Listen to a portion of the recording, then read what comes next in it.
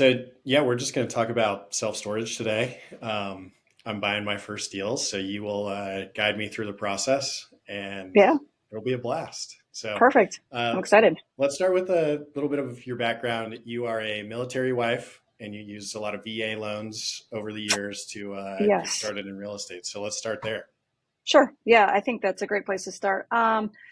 So yeah, as you just said, VA loans, when we kind of made it the idea that when we would go somewhere, we'd be stationed somewhere, we'd buy a house, we'd live in the house, which you have to be living in the house to get a VA loan. But we would usually pretty shortly after be transferred. And so in that process, you don't have to live in there anymore, but you can keep the VA loan. And then you actually, there's some eligibility thing there, so you can do it more than once. And then I would just rent it out to usually other military families. And so we sort of did that for a while, self-managed from a distance. And that was just the beginning of kind of how we got started. For Yeah. us, it was helpful because it didn't require a lot of upfront money, which, there's pros and cons to that. But when you're young, not having a large down payment was very helpful. Were you like buying the houses and like thinking about how much it would rent for on the backside, or were you like, I like this house, I'm going to live here? Oh no, I was definitely thinking about who could I rent it to, and just making sure we could cash flow enough. It wasn't really about like, is this going to be like a home run? It was more just like, all right, if we get someone in here that pretty much allows us to cash flow enough to save up for repairs, and they're just paying down our debt, and then eventually we, would do something with that in the future. That's the beauty of real estate, though. Like, I got started because I read a book or I listened to a podcast, and they were like, yeah, you can just like buy houses and have people pay down loans for you. I'm like, this is awesome. Like, this is Right, incredible. right, So, right. I mean, that's the thing about it, is like it didn't have to be anything crazy. I mean, where we're stationed a lot of times, like these are not highly appreciating locations. Like they're kind of crap holes. Like the government didn't pay like for like really nice locations. In some regards they do in the Navy, but not when you're in the Army. You're usually like pretty far out and pretty rural areas. But there's an audience there that is going to be there. yeah. So what markets were you in like over the years? Well, Washington State we've lived in, but we actually did not buy them because that was the GFC. So that turned out to be a good decision to hold off, and because they actually got hit pretty hard. But it's true that like we had some friends that had purchased, and I mean, if you just kind of rode out, if you could just manage to ride it out, they actually did fine in the long run. You Which is never just lose money until you sell. That's what I yeah, always so say. it's like a lesson learned there. But like if you're in that position, like just make sure the debt's paid, and you may be okay in the long run, especially in the residential side. But yeah, we've been stationed mostly in like Louisiana, Georgia, that area. So we spent a lot of time in those types of environments. So down in the south. Yeah. And going back to like how you got started in this was like, did you just hear of other people doing this and you said, I'm going to do this? Or was it more Um, intentional in that regard? well, I have an uncle that had done a lot of real estate investing in Texas, and I just always sort of watched him growing up to see, how he would buy. He taught me a few things. He did think I was like totally crazy that I would try and self-manage from a distance. He just like could not wrap his head around this idea that people could, in fact, like pay you via check, and that you could call somebody up and like tell them to go do the work. It's probably a little bit, at that time it was really unusual, and the environment's a little different because there's sort of a little bit of a security blanket around like this military community, because even if I didn't still live there, I probably knew someone who did. And we eventually, a friend and I, we created a whole like ebook around this and taught other people how to do it. We created like a network of military spouses who are predominantly women, to sort of this gig economy where you would come in and say like, hey, can you go check in on that house? Like, I want to make sure the painters did a good job, or can you go do a walkthrough for a turnover? And so we had this like whole network we put together to kind of help people do that, because I really was a strong believer that for a lot of military families, one of the best things they could do was actually purchase real estate and Hmm. take advantage of the VA loan, and then use that to, just as another investment vehicle. Yeah. But The VA loan is like the most powerful tool ever. It feels yeah, like it's I mean, beautiful.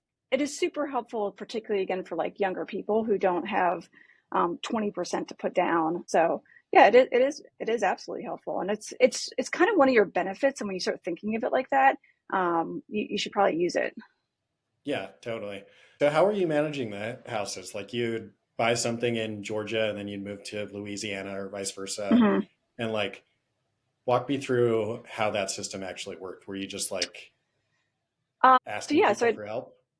yeah, I mean, I basically would have people apply and, obviously find the right people. Again, one advantage to the military is just sort of like this known system. So you can kind of, what people get for their housing allowance. So, at a certain rank and dependence, you're like, okay, well, I know that you get this housing money. So you should be good for it. Yeah. And, You're like, I can't and the afford to pay backstop, this. You're like, I know how much you make. yeah, So exactly. And the backstops are pretty good because you, you really could go to like a chain of command and be like, hey, this person's not paying their rent, and it probably would be dealt with. We never had to do that. But yeah, so we would do that, get someone to apply. A lot of times someone would know someone and, it would be another validation. We'd just get the house ready. We'd say you have to set up on direct deposit. That was a requirement. And then, if they had any issues, I just had like sort of a book of names and people that I would call for that. If it was just whatever HVAC or plumbing or whatnot. And some houses were newer, so we had less of that issue. It definitely gets harder if you buy an older house because you're just going to have a lot more of those problems. So yep. I think you have to know that going in. Yeah. And didn't you say you sold that like ebook marketing company or something like that? We did, yeah, yeah. It's the friend and I that kind of put this whole thing together. We ended up selling to another organization that was doing some work within like military agents, and we did sell that. And they were kind of in the venture world, and so we did sell to them, and it was a good experience. We learned a lot. I'll say it that Yeah. way. So Of course. it was it you know it kind of leaned in on some different background I have. My background is really in like web design and marketing and some of those elements too. So it kind of, and then business operations, and it sort of all came together in that company. And so that was just, it was a fun experience to do that. Yeah. And now you're doing self storage. So what gave you the self storage bug? Yeah. So back to that uncle years ago, he had said to me something about like, oh, it's, I think a really good investment is these self storage facilities. And I always had this idea that I really wanted to get on to more the commercial side of real estate, but I could not like wrap my head around. It just seemed so expensive, and I didn't really know how to do that. And then additionally, as I started to research it, I was like, oh, this seems like you need a manager on site, and that seemed complicated. And then right as I was kind of reaching that point where I wanted to start figuring out how to do that, it coincided with the fact that we had an overseas move. So we lived in Germany for 3 years. And I was like, I don't mind managing our houses from there. That I've kind of got down pat. It's not too big of a deal. But I was like, I don't know about, if I've hired someone to run this facility and then they like quit on me and I'm thousands of miles away at that point, I just couldn't figure out like, how was I going to solve that problem? And there wasn't all the remote management tools in place that there are now. So it just was more complicated than I was willing to jump into at that time. And then we came back from Europe, and that's sort of when I revisited again. Then during that time, I guess I did get on Twitter, and I came across a well-known Twitter person that spoke Nick a lot about Huber. self-storage at the time. Yeah, Yeah. spoke a lot more about the self-storage than maybe he does now. Yeah. And actually, he was really, from a business operation standpoint, like had cracked the code on a lot of things. And so when I was, reading his stuff, I was like, oh, this makes sense. And in that, I learned how to like, underwrite. And I had the big light bulb moment that, you know, the difference between commercial and residential real estate in a lot of ways is that the value of the real estate itself comes from the income that you produce and not just what your neighbors the house looks like next door and what it sold for. And so that's a huge, when I was like, oh man, look at all these different levers you could pull to make this more valuable, and I have so much more control. And I loved the idea of getting in and doing sort of using technology with business operations and just making it more efficient for, both the owner and the customer. So that was really interesting to me when I came Yeah. across that. Shout out Nick Huber. He is the Oh one that yeah. I remember reading his blog or something, and he mentioned Twitter, and then I got on, and I love Twitter. Yeah. It's great. So, It has been super helpful for me. and so you're reading stuff about self storage. What does Yep. the first deal look like? Right. So I very quickly was like, oh, I got to do this. I think this is going to be the way we can step into it. And the other thing that I liked so much about it, because the whole industrial world interests me. I knew I did not want to do multifamily, and I'll just sidestep here for a second and explain why. One, I was just I'd already done a bunch of single family homes. And so you do have a lot of the toilets leaking and the air conditioning goes out, and people are really, it's kind of always an emergency to them, even if it's really not, but you have to treat Yes. it as such. Yeah. And I had learned through a cousin of mine that if you weren't going to buy a big apartment complex, or relatively big enough that you could afford an on-site property manager, basically, you were going to become the on-site property manager more often than not. So I was like, well, that's not really in the cards to buy something so big. So it'd be really small. I don't think I want to do that. So I kind of like put that off. I was like, I don't think that's for me. Industrial was super interesting to me, but at the time, especially, I couldn't really wrap my head around, well, if there's no tenant there, like how long, I wasn't raising from investors at the time or anything. So I was like, how long can I let this sit? What kind of reserves would I have to have? So that was like very interesting to me, but I don't think the timing was right. And then self-storage, what was sort of felt like a little bit of a security blanket is like, hey, if this place that I buy is, pretty well occupied, even if half of them leave, like as long as the numbers make sense that I can still cover my debt with a huge exit of people, it just diversified the risk across a lot of people. So that's where I think it was a really good step into that side of real estate for me. It felt a little bit less risky. Yeah. So do you just start like poking around on LoopNet, or how do Yeah. you So look for the basically, first yeah, to deal? get to your question, I forgot that was your question. So to get to No, your that's okay. question, yeah, the yeah, I got really lucky. There was a older gentleman here that was selling a place, and this is just right before the boom. So this is like late 2020. Things had not gotten crazy yet in the real estate world. It was probably just on the cusp of it. And this place had been for sale, and it hadn't been on for a long time, but it wasn't like what it became, where the second it hit the market, it was just gone. It was still available. He wasn't willing to budge on his number too much. And this is the only deal I did have a commercial broker that I worked with. A friend of mine recommended a guy in town that said, hey, he'll just kind of help you, guide you through this process. He's a really nice person who really wants you to like make sure you don't get screwed, rather than some brokers, and how that can go. So anyway, he also happened to know the seller pretty well from just living. We live in a fairly small area, and so he kind of knew. He was like, "Hey, he's not going to come down off that price much at all. So if you can make it work at this price, then I'd just go for it." And that's true. And he didn't really come down on it. What did end up happening is that because it was our first deal, the bank would only finance a portion of it. You know, I had no experience. They really didn't have any proof that I would run this place. So fair enough. And so they said, we'll fund you up to this much.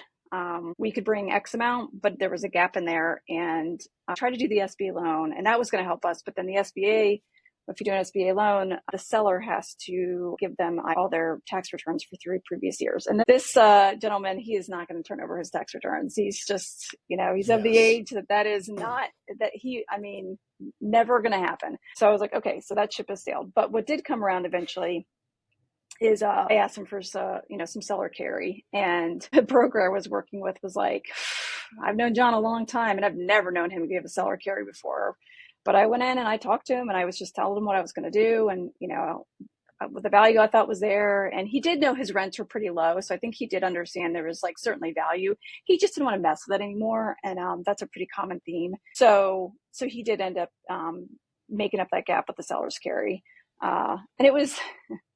I think when you and I are pre-call, just to give you an indication of what this place was like, it's decent property and everything, but the guy he had running it was just like the worst ever. His name was Wendell.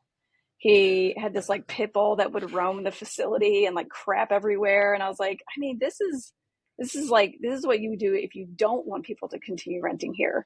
Yeah. So Yeah. there was Scare some the shit pretty, out of them yeah, and I then know, let right? them step in dog poop. Like, Yeah, that's great. exactly. So it was like there was like some pretty easy things to just make improvements, like get rid of Wendell, like get rid of the dog. We moved everything online. We made payments a lot easier. We picked up the phone. I mean, just all these like pretty classic things. And how were you like figuring that out? Was it just you were talking to people on Twitter, or like how did you know what software to use, or like how to move people out, or like any Yeah. of that stuff? So great question. Again, I'll give Hoover some credit for that one too. He definitely had like kind of given a little bit of the playbook, which is helpful for sure. But what I ended up doing, or and I think this is such a great recommendation whenever you go into something new. I happened to come across two other guys who were in the midst of sort of purchasing their first self-storage at the same time. One had like been a few months ahead of me, one was like a few months behind me. And we just have this, we've had it for years now, this just ongoing group chat text message. And like we would just bounce questions all the time, like how'd you do this, how'd you do this, or who figured out this, or who told you that, or whatever. And that's really what helped me, because even if somebody's like, yeah, this is the software, or this is this, there's all these little from point A to point B, like how do you tie that together, or how did you manage this? Having those people, sort of peer group, was awesome. Hmm. Okay, And so you go implement your business plan. And I'm assuming that's just like raise rents, lower occupancy, pretty much it. Like, right, I mean, yeah, exactly, like raise the rents to market value, which we did. We lost a few people, but it was really not bad at all, just because it wasn't even, I don't even know if we hit probably market value, but we stayed probably just tucked in right underneath like the nicer facility, which is fair. I mean, it yeah, wasn't, I wouldn't call this like a class A facility at all. So did that and just really like cleaned the place up and took care of it. I mean, it was, we put a gate, remote gate where you could sign in based off of whether you paid or not. And I mean, all those kind of things that are pretty common now. But even 4 or 5 years ago weren't that common. yeah. Okay, and then so you execute the business plan on this one. Then when do you buy the next one, or when do you start thinking about the next one? Where you're like, I love this business, I want to do this forever, or like, what was the thought process? Yeah, I definitely was like, okay, this was very doable. Kind of got everything up and running. It was fun. It was fun to see the whole thing come together. So, I I kind of started looking right away. Now, I'm very geographically focused, and that is different than a lot of people. Like some people will do more asset focused, where they're willing to go lots of places. I know that due to my lifestyle, due to raising kids at home and having a spouse that's not always around, it just doesn't make sense for me to jump on a plane to Alabama to go look at a storage facility or deal with a problem with a few hours notice. So I kind of set that limitation in place. Additionally, it's just for me in the way that I function. I really like knowing what's going on in my area. I read my local newspaper every day. I follow the planning agendas of the different towns and stuff like that. Like I just really like buying where I know what's happening. So I kind of stick in Yeah, a few counties that are all about an hour-ish, hour and a half max driving distance for me. that Um, sounds really smart. I bet really smart people do that same strategy. So, well, I'm sure there are people that have done it very well another way, but for me, that was the way. So with all that being said, it's fairly limiting, which is kind of a good thing in how many facilities there are to buy. So anyway, I did get lucky and I just kind of was cold calling, cold emailing, seeing what I could come up with. And I found another place. And this one was kind of interesting and fun because it was 3 parcels. One parcel is in a place in town that's growing a lot. It's really a covered land play. Eventually the lot needs to be turned into something else because it's not, you would never be able to put storage here in the future, which some people would say, oh, well, then that's perfect. But the reality is that, the taxes start to be so high on it that you kind of eventually probably needs to be something else. But anyway, that was one part of the overall purchase. But then there was 2 parcels that were out on a road that was already determined was going to be an expansion for North Carolina DOT. I totally knew that going in and knew that if I could raise the value of the property and get the income up, that we would fall in that eminent domain and that the state would have to pay out on it. Now, this is somewhat risky. Like sometimes the state really, really, really wants to lowball you. Done a very small eminent domain experience before, and I talked to a few people prior to buying it and kind of done my due diligence. Luckily, I have an attorney that is very well versed in 1031 and 1033s, and he was like, "Hey, as long as as long as you sell out and you could have to go to a lawsuit to get your money, which we didn't end up having to do." He's like, that's a 1033 and that's a really good place to sit because you don't have to have an intermediary here hold the money. You can reinvest it over a much longer period of time. It's not like you have to identify in 45 days and close in 180 and all these really difficult 1031 things. So yeah, so long story short, that worked out pretty well. We ended up pushing back and forth for a good bit with DOT, and then finally came to a number that we were happy with, and also is a number that we knew we would have to, in order if we went to the lawsuit part, which is the next step in the eminent domain process, it can take about 18 months. You've got to, the attorneys make a portion of whatever your additional gain is off of it. And you have to look at the time value of money. So like, if you're only going to get so much after that, all that's said and done, is it really worth going to the lawsuit? I'm sure there is a time where that's very appropriate, but this was not. We kind of knew we had gone pretty close to max on the value. So that was our second one, and we still have one parcel left on that. Can you explain the 1033 again for me? It's like a 1031 exchange where you can defer any gains that you have, but do you have like 3 years, or how exactly does that work? Correct. So there's a few different rules, and I don't know them all specifically. I think the 3 years is the max, and it's if you technically have your property condemned, and condemned is the process in which, in this case, the state took it over for the use of a road that consider it that it was condemned. There are some cases where it's only 2 years, but I can't remember exactly what qualifies for that. But one of the nicest things about it is that not only the timeline, which is much longer, but you can hold the funds instead of in a 1031 where you're forced into an intermediary account and you don't have access to any of that money at all. It's usually held in an attorney's escrow account or something like that. You can hold the funds yourself. So you can put it, I mean, take all the risk you want or don't or whatever, but you can put it in the stock market if you wanted to. You could, put it in something else and get it back. You could, probably if I was smarter, I would have lent some of it out as debt with a timeline on it and turned it around and made even more money off of it. But Sure. I didn't end up doing that. But so it's pretty interesting that you have so much access to use it. And then as long as you deploy it into the next property in the timeline, then you still avoid the capital gains tax. Yeah. And I want to talk about your dumpster business. So when Uh, did the dumpster yeah. business come up in this like Uh, business plan? so after the second, so we've sold the first and then we bought two more after the second. And one thing that you come across when you own storage, particularly when you're first, maybe if you're buying a facility that's been poorly managed, clearing out units that, nobody's paid, you've done the whole auction process and maybe nobody's bought the auction. And there's you literally just end up with trash. And so we had rented a couple dumpsters to deal with this exact issue. And somebody sometime, somewhere, probably Twitter, said, whatever your expense lines are, that's always interesting to make a profit line in another business. And I thought, well, that's interesting. Real estate's been very difficult to purchase and acquire in our area for a little while. And I was looking for something to do that would just be another way to have some cash flow. And it was just different than a real estate, right? So service business, try to make money off that and then put it in real estate. So that was kind The of my golden mindset. path.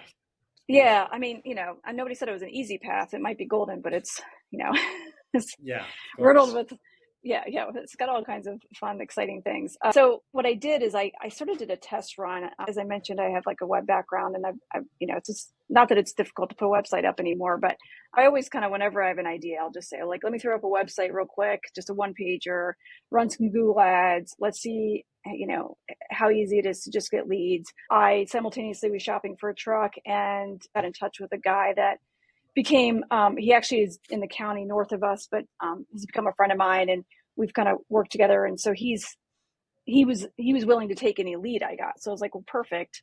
I'll just see what I come up with.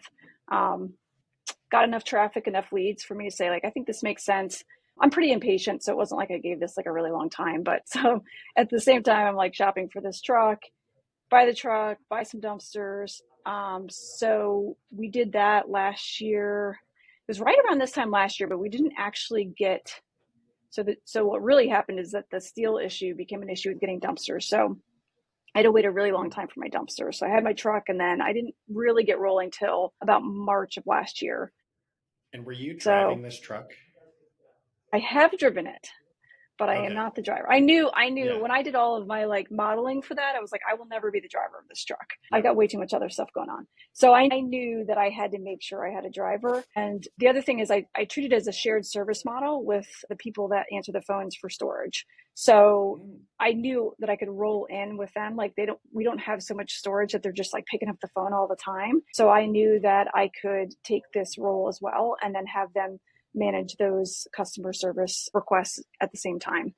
So which was nice, right? So I kind of built it so I wouldn't really be a part of it. I'd eventually carve them out away from the shared service model and really make them a standalone as well, just because my intent is to sell the business. I don't think I'll stay in dumpsters forever. So that's always been my mindset, is like, build something, completely keep myself out of it. Not one of these, like, if I drove the truck and I answered the phones, like, I would make way more money. Yeah. But my hope is really to build something that is, small SMB businesses they're not like, they don't trade on some crazy multiples. Like, it's basically your assets and maybe some customer lists and the systems you have in place. So that's kind of, as part of it was probably just itching to do something different. We do use it on occasion for our own storage, and I mean, we stay pretty busy.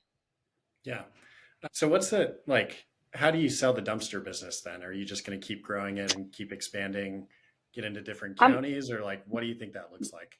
Yeah, I'm gonna keep expanding into different counties. I'm likely gonna do some sort of like lead system too, where I can drive some leads to other people and just do a fee for the leads. There's a lot of rural areas that don't have the service as much, and they don't even know. There's a lot of small operators who don't have the money to do Google ads, and they don't. So a lot of people don't know who they are. So if you can kind of discover these partners, you get the lead and you can send them their way. They're usually willing to pay for them too. So we'll see. We'll see how long I stick around with it. It's a lot of fun, but there is definitely some things I've learned. And one guy I talked to who had a much bigger dumpster business at one point said, you really just start to become like in the truck repair business. And I I can completely see where, like, a lot of these companies who are bigger, who run a fleet of trucks, end up getting their own mechanic. It's was going to say, super you true. next time I talk to you, you're just going to say you opened up your own mechanic business. Like it'll be awesome. I think that might be where the line is drawn. So, That's good. That's but probably good. yeah, We but kind of it's skipped true. over it, but so you mentioned you have some VAs that work in the self storage business. Yes. Um, I am more of like a text guy, and you are more of a like systems operations, that type of stuff. So walk me through how the like say I'm not self managing the self storage that I'm buying, but let's say I wanted to. How would you Hmm. recommend that I do that? Like what tools? How do I find this Um, VA? Like how does that work? right. Well, so I know that you're very anti-Slack, which we established before, and I am Yeah. not. I actually love the division of like work and home as much as possible. Not that that's really a thing, but yeah. See, that's So, just my entire personality, though. So that's hard for me. Like they're just one thing. So well, I think the thing for me is, like, I just have to have a cutoff in the day, and so I try really by 3 o'clock to pretty much be done with work. I'd say for something more urgent. So yeah, so I have a very small team in the Philippines that they take all phone calls. They chase people down who haven't paid, if that's a thing, and then they use a software system that we really like a lot called Cubby, and they run that. And a lot of people just pay online. It's actually a great system. And that's I mean, it's really not overwhelmingly complicated. I mean, there's several things. There's a rental process, there's the auction process. This is on the self-storage side.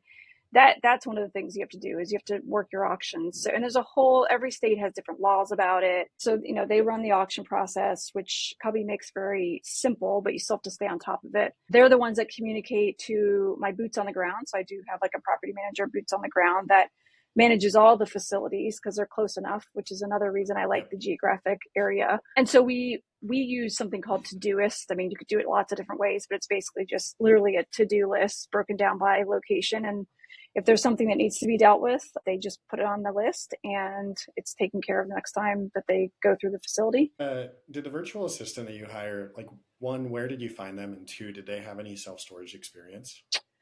So I found her on Upwork. This is like kind of prior to everybody having their own staffing company. Because I, again, like, have done so much web work over the years and marketing. Upwork for me was like a simple place to go and look for someone like that. I'd hired on Upwork for lots of different things in the past, so that was pretty, that didn't concern me. I think some people who haven't been on that site as much, just don't maybe know how to navigate it.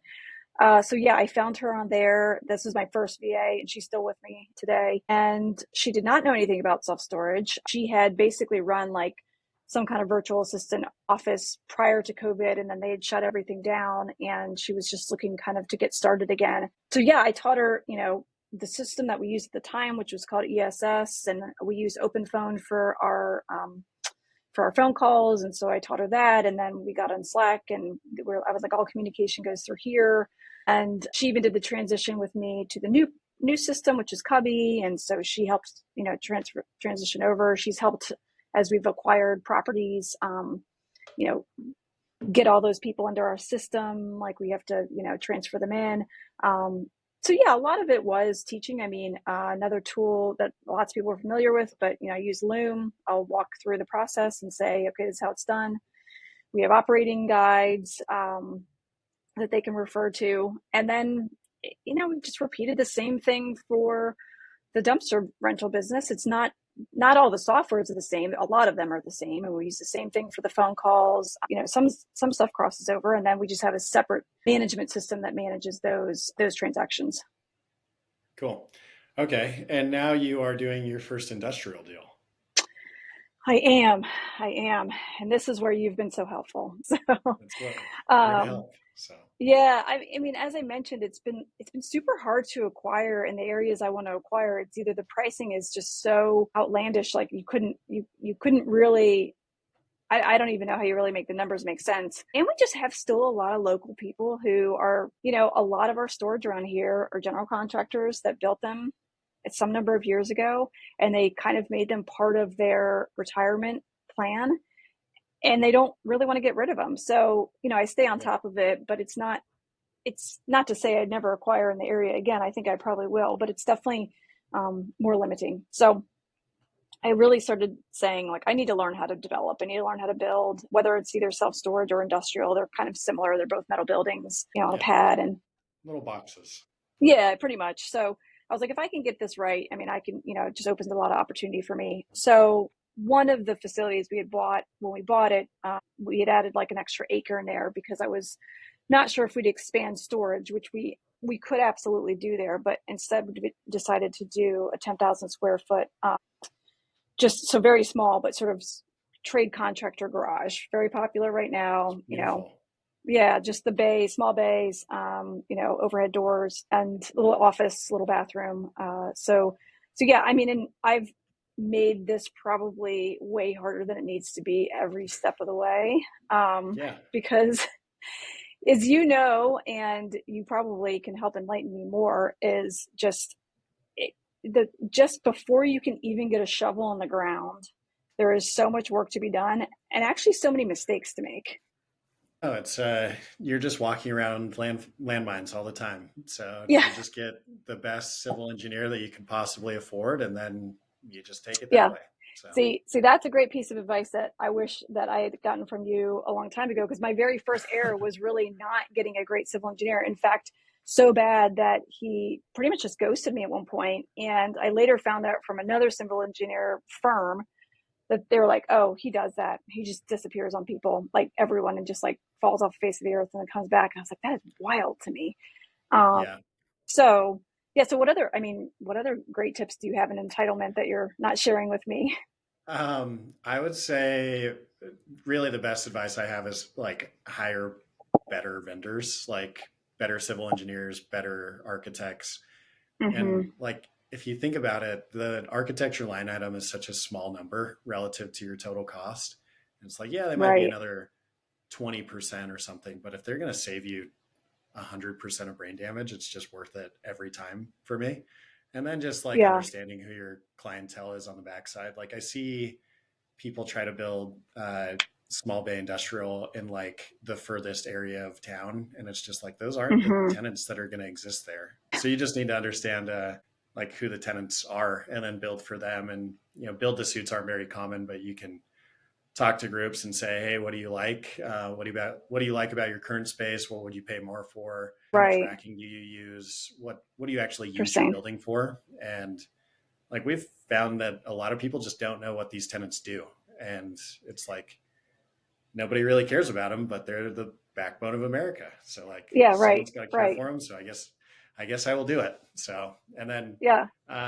metal buildings are getting way better. So I would love to do more metal buildings in the future. So yeah. Yeah, I've been really enjoying learning about the whole process. I mean, once I get over, myself for making it, I personally have made this take so much longer because one, I was too frugal. So this is like a huge mistake. Like what you just said is right. It's really such a small line item, but because I sort of always have this like my initial reaction is to be frugal about something, and it comes back to bite me sometimes. And this is a case where I made this like take so much longer than it needed to be because I had to start pretty much all over again when I lost that engineer. So that's very frustrating, right? And so, not a horrible lesson, but not a great lesson. So yeah, I think you're right. Like those people and having good ones and being willing to pay for them is a huge lesson. So going Yeah. forward. It's just insurance. It's just you could buy Mm-hmm. insurance on your building, or you can just buy insurance. I mean, I guess you got to do both, but just buy insurance on the front end with hiring good vendors. And I'm happy to Well, personally make a little less money because of the way that the waterfall is structured. Just so I know that I'm building like a really good product, and I'm not just gonna like completely screw it up. So right, right. Well, yeah, I think that's so true. And I think the reality is that, I was, and again, I was listening to your podcast with, I think Haley, the one that did the entitlement. Haley's a beast. We love Yeah. Haley. So after you recommended that to me, I'm not done with it, but I have been listening to it. And I think one of the things that I also, you know, unfortunately just have to do things sometimes to learn it, but it was like, I did not really want to understand what the town planner was like asking me to do prior to. I was like trying to figure out like, well, what's the what like how can we just jump ahead? And I very quickly learned like there's no, you just really just have to like do the things they tell you to do. You got to play their game, and it's the Yeah. worst, and it drives me insane. And my least favorite demographic of human on the planet, I might edit this out, is a civil engineer or a city engineer because they just like they do not want to see me win Yeah. whatsoever. So, Yeah. but you play their game, and it sucks. Yep. But yeah, Yeah. So so I have another question for you on that kind of same vein. How do you decide your like what comes first, second, third on timing of like, all right, so I've got this. Let's pretend it's a by right use. Like we don't have to worry about sure. zoning or conditional. Like let's just take that out of it.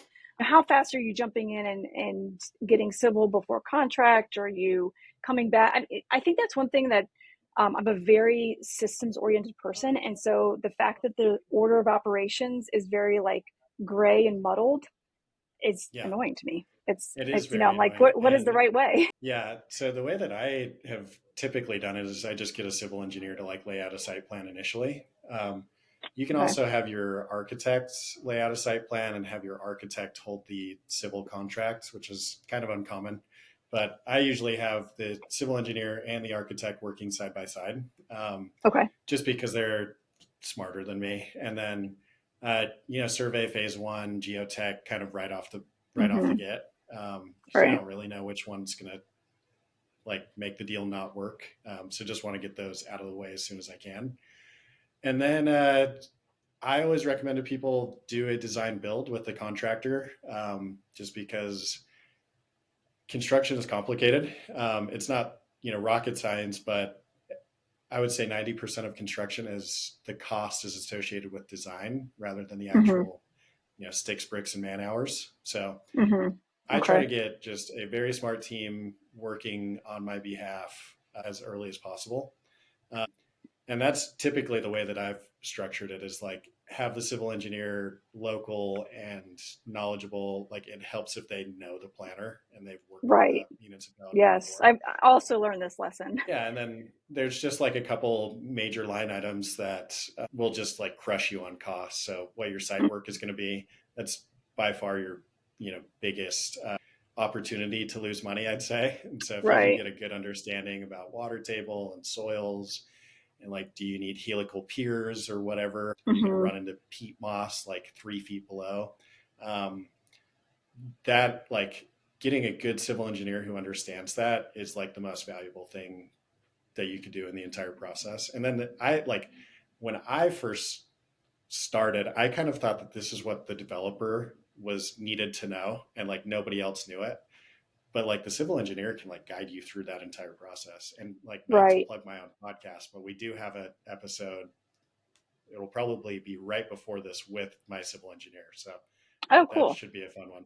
So Yeah, no, that sounds yeah, that's I think those guys gals are amazing. I think they really like it's crazy how much they know about solving a lot of problems that are not fun problems to solve, like sewage yeah, and water and how to move it and all that kind of stuff. So, no, can you tell me like what when you say design to build, like what how do you define that?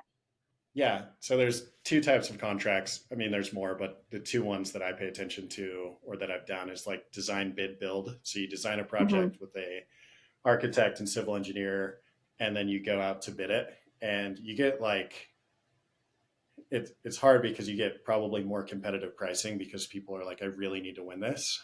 Or you Hmm. can do a design build where the contractor actually holds the architect's contract. And so any change orders in the future, they can't be like, well, the architect messed this up. And it's like, well, you I say. designed it. So like, I don't know what to tell you.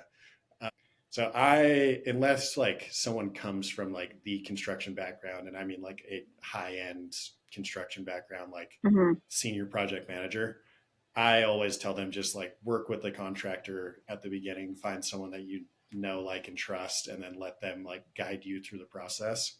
And Okay. really, everybody loves to say that they can build for 20% less than the next guy, but it's just not true. Like, it's just Yeah. what is the profit line item, and then what is their GC fees, like their general conditions, project Right. superintendent or project manager, superintendent, that type of stuff. So yeah, Well, good news for me. That is the route that I've gone so far. So, smart, because very smart. yeah, I think it was hard to get it done the other way and that in the way I was trying to do it. And I really needed someone that would answer a lot of questions for me. And so, I found that patient person. Sweet. And so, do you think you want to do more industrial in the future, or like, I guess, why did you do? Sorry to back up, but like, why did you do industrial versus just additional self storage? I think you always have to watch supply in your market. I also happen to know that there is a large facility coming online in the next couple of years. And the product is really different. It's like super high end, drive in, class A. I mean, it's not like crappy storage like I have. So it's not like everybody's going to move out of mine and go to that one. So I'm not in fear of that. And I do think there's potentially more room for a little bit more supply. But what I do know is that specifically in my county, we are desperate for places for businesses to be. And so we have a county, but then we have like 5 different towns within the county, which is, I don't know if that's normal or not, but I think it's a little Yeah, bit unique.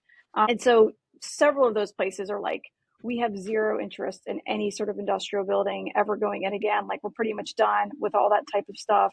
There's no more room. I mean, there's not a ton more places to build. And so where I am is still off of a major road, just sort of in the town that's just slightly like sort of the next up and coming. It's closer to Raleigh. There's just a few things about it that I really like. And so I think there's a huge potential to put that there. And frankly, like I think anybody should call their economic development office and ask them point blank, like what do people call you and ask you for? totally. And this is something that people call and ask for. So that's kind of what's driven me in that way. Do you see any, like, I rarely see this in Salt Lake City. There are not a lot of infill industrial developers. Do you see really any? Nope, hardly any. That's your opportunity and Yeah, my I mean, opportunity, I guess. and I've definitely I feel like I need to get a couple under my belt in a place that's a little bit easier and then tackle that because there will be some costs associated with it. So the one of the biggest issues we have is design standards. So there's certain places where I mean, yeah, you can have an industrial building, but it's going to have brick all over it, and now you maybe just made it so expensive that no one wants to rent it from you. Yeah, exactly. So They're like, we so you just do want kind a of run into those industrial problems. building that looks like an office building that actually Yeah, is just an office building. Just build an office right. building. Yeah, actually, yeah, just Yeah, forget about the whole industrial thing altogether. yeah. Yeah, so I it's, had the a towns kind of know where they want these types of things to go. Yeah, I had one city be like, "Oh yeah, you can totally do industrial there. It just has to be like 90% office and 10% warehouse." I was like, You're like, "What?" mm, yeah, that's Yeah, not quite what I but was going for. Yeah, and I think it's interesting. Like and I don't know how it is in Salt Lake City, but I mean, even even our use codes don't quite can't the code itself can't really wrap its head around like a flex use space like this. This is how little of it exists in our area. Like when you go to like the parking requirements for the usage, everyone's like, well, I don't know, what does it fall under? And it's actually a very annoying gray area to deal in, but Yeah. it's an indication that it really doesn't even exist in this capacity this way because it's never even been defined correctly in the use code. So If you want to just like burn a year of your life, you should go try and get some text amendments done in the code. Like you'd have a well blast, you'd that spend a lot of money, and you'd want to well do it. So that's what engineer was like, why don't we maybe just add a text amendment to to address this parking requirement? I was like, I'm not opposed to doing that as a side project, but I will not put this on hold for that because it'll be yeah, 2026. maybe Yeah. if you're quick. So Yeah, if you're lucky. So yeah, yeah, no, cool. not for me. And so, what do you want your business to look like? Like you, how many kids do you have? Like you're busy doing stuff. Like I, how do you find I all the am time? busy. Well, there are some days that are better than others in success of getting stuff Yeah, done. So the way I'm sort of on the other end of raising kids, where I look at it like I've got three high schoolers, and then my son is a little bit younger, and so in 3 years, I will be down to one kid, which is like wildly different than my life is now. But I'm kind of everything I keep building is sort of, hey, one day, like I won't be so busy and I won't have all these other things. And if I can just do these things while I'm this busy, then imagine what I could do if I have more time, if I'm not so exhausted. We'll see. But yeah, so where would I like the business to go? I'd like to do more. I think I'd like to do more building. I mean, talk to me in a year. yeah, You know, I, you know, really, I'd love to just continue to drill down the geographic area I'd like to acquire. I wouldn't be opposed to acquiring some office or even some strip mall kind of retail type place. Yeah, I mean, I think I just really kind of want to build and acquire, and I'll continue to run the dumpster business for a while, and when I don't feel like running it anymore, I'll probably sell it off. yeah, I'm working very hard to get one kid to be an engineer and one kid to be a general contractor, so it's like a side project. I wouldn't call yeah. it No, successful that's yet, but yep. no, who knows what they'll do. But I always joke with them about like, oh, you should go get these degrees and come be a GC, and that'd be really great for me. That would be awesome. I would love to see that. So Yeah, well, it is kind of I mean, there's a lot of businesses that have no chance of being a family business, and there's other businesses in which family do come in and work in that business, and I think you do see it more in that industry, right? Like construction and building, and we see it around here for sure. So, I mean, it's not totally off the table, but yeah. So we'll see. We also like the way we treat our family is very. My husband, as I mentioned, is in the military. He's had a long career there. He's not quite done yet, and everything I kind of do has been more of the long-term plan. So, that's stuff that will hopefully sort of help build out that financial security, down the road, even if it's not all today. I think that whole delayed gratification, like if you're going to get in this world, you just got to know that it's not, there's not money pouring in like from it's a day long one at game. all. It is a Totally. long game. That's what I So keep telling myself. I'm like, oh, and in 30 years, I'm going to be so rich, and it's going to be awesome. you are so young, you really will be. So Oh, thank you you. definitely are ahead of the game. So you've made some really good early decisions for sure. Thank you. But okay, Lauren, you're a beast. This was awesome. Thank you so much. Yeah, of course.